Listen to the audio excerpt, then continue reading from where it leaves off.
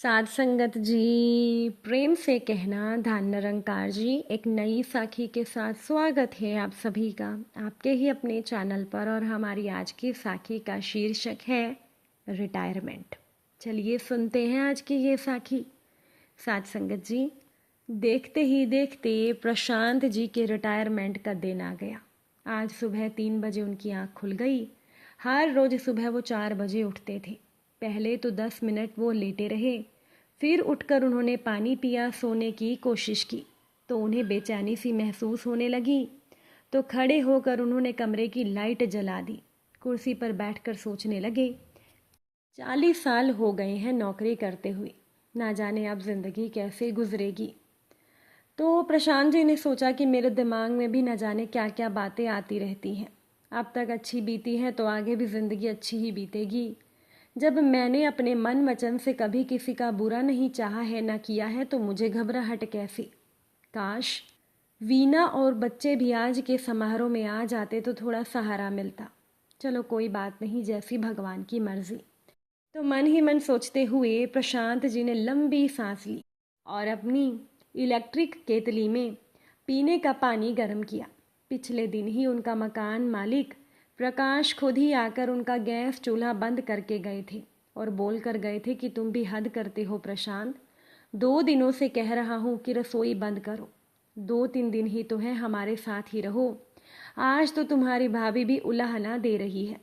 सच में पिछले 5 सालों से प्रशांत जी इस मकान में किराएदार के रूप में नहीं, बल्कि प्रकाश जी के छोटे भाई बनकर रह रहे थे।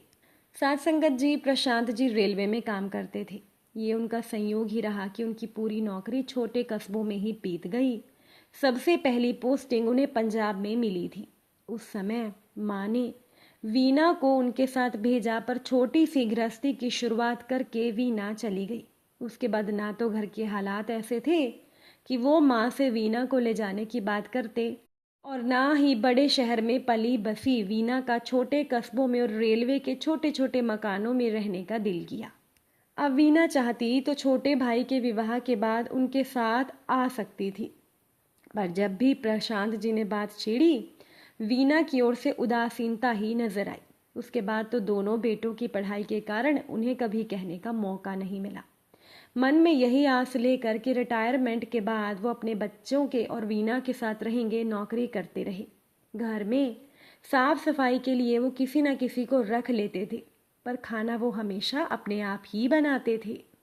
वैसे भी बड़े बड़े रेलवे स्टेशनों पर कैंटीन की सुविधा होती है, लेकिन प्रशांत जी को कभी भी ये सुख नहीं मिला।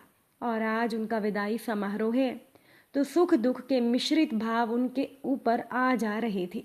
उन्होंने प्रकाश जी और उनके परिवार को 2-3 दिन पहले ही ऑफिस के समारोह में अपने साथ चलने का निमंत्रण दे दिया था।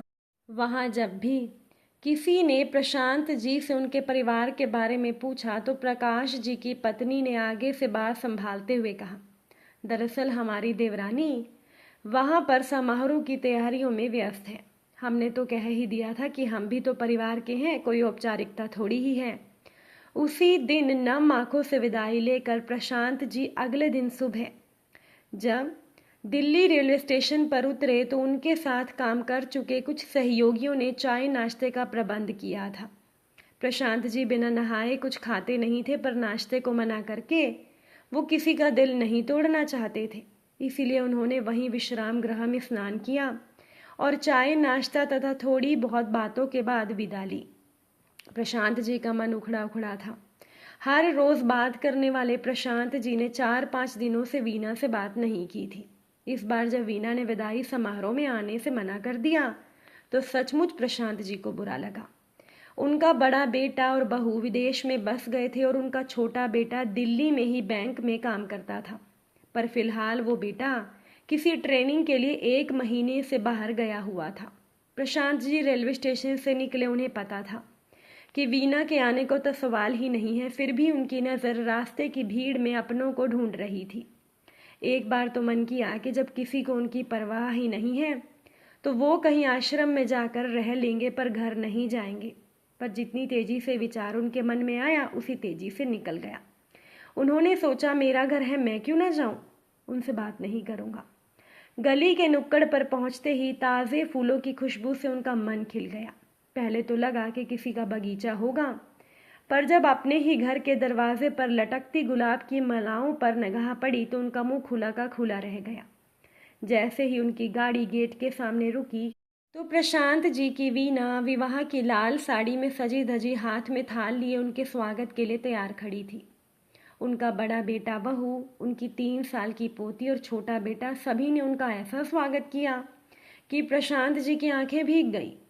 पूरे मोहल्ले, रिश्तेदारों को और मित्रों के लिए शानदार रात्रि भोज के लिए आयोजन किया गया था। बरसों बाद अपने परिवार के साथ सुकून से बैठे प्रशांत जी ने पत्नी को छेड़ने के इरादे से कहा, तुम्हारी माँ के पास तो मेरे लिए ना कभी समय था ना ही होगा। ऐसा करो, एक बेडरूम का फ्लैट अपने लिए हरिद्वार में मैं खरीद लेता हूँ। आप प्रशांत जी ने कनखियों से पत्नी के उड़े हुए रंग को देखकर मजे लिए। फिर बहू से बोले, प्रीति, विदाई समारोह तक में आने से मना कर दिया, तुम बताओ क्या इसने मेरी बेइज्जती नहीं करवाई? तो बहू का जवाब था, नहीं पिताजी, माँ जी आपसे बहुत प्यार करती हैं। हाँ, विदाई समारोह में ना आने का उन्हें भी दुख है। दरअसल वे तो हम सबको साथ लेकर जाना चाहती थी, पर ज़रूरी मीटिंग के कारण ना तो हम आ पाए, और छोटा तो आपसे केवल आधा घंटा पहले ही घर लौटा है। प्रशांत जी ने धीरे से पत्नी की ओर देखते हुए कहा, बात निकली ही है तो आज पूरी बात मुझे बता लेने दो। तुम्हारे चाचा की शादी के बाद मैंने न जाने कितनी बार कहा कि मुझे अकेलापन लगता है, मेरे साथ चलो, पर इसने केवल अपनी सुख सुविधा देखी।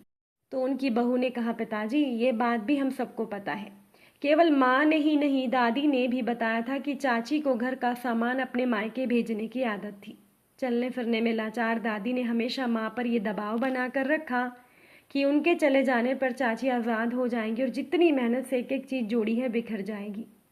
आप 2-4 दिन के लिए आते थे, इसीलिए माँ का कहना था कि घर की छोटी मोटी बातों से आपको परेशान करना ठीक नहीं।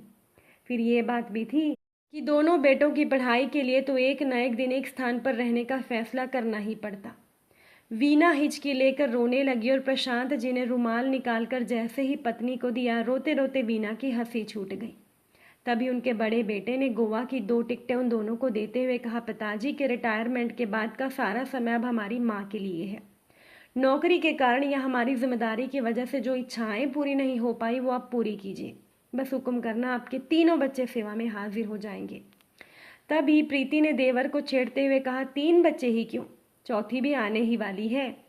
प्रशांत जी ने देखा कि गोवा की टिकटें हाथ में पकड़े वीना का चेहरा खुशी से दमक रहा था।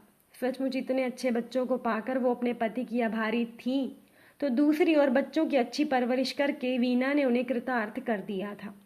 साथ संगत जी, अब ये तो निश्चित था कि प्रशांत जी के रिटायरमेंट का सारा समय उनके परिवार के साथ अच्छे से ही बीतने वाला था। अगर आज की ये साखी आपको अच्छी लगी हो, वीडियो को लाइक शेयर ज़रूर करिएगा। आप सभी से फिर मुलाकात होगी नई साखी के साथ। साथ संगत जी, प्यार से कहना, धन निरंकार जी।